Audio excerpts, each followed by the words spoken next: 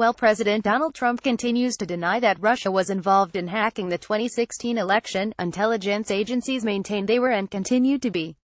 One former CIA station chief believes the reports and warns that they show no sign of slowing. In an NPR interview, Daniel Hoffman recalled his time spent at a U.S. diplomatic compound in Moscow. He warned that every American official should consider themselves a target. "I should know. I was one of them," Hoffman said. The CIA veteran spent 5 years working in Moscow and is a 3-time station chief, so he has a lot of experience observing Russian spies. He currently writes for the Sci-Fi Brief. It pointed to a discoverable influence operation rather than some effort to establish a clandestine channel for collusion, he said. In a note for the New York Times, Hoffman alleged that the meetings were meant to be discovered and Putin left a trail from Trump Tower back to the Kremlin, a fact he told Fox News last week. He thinks that the goal was to undermine the credibility of the 2016 election and diminish United States democracy.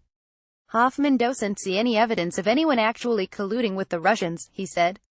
Other intelligence veterans have publicly disagreed. However, Hoffman thinks it is telling of the tactics Russia is willing to use. He also thinks the Russians were involved in the notorious dossier about Trump.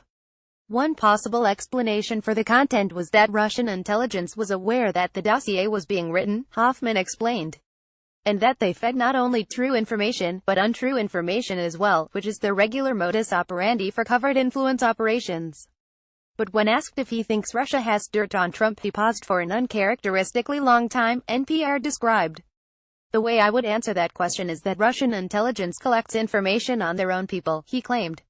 "They focus to a great extent on us at the American embassy, to collect information on us. They seek to understand, as they say in Russian, what makes us breathe. That's really what they want to know. So Russian spies might be trying to figure out what makes the new U.S. president tick."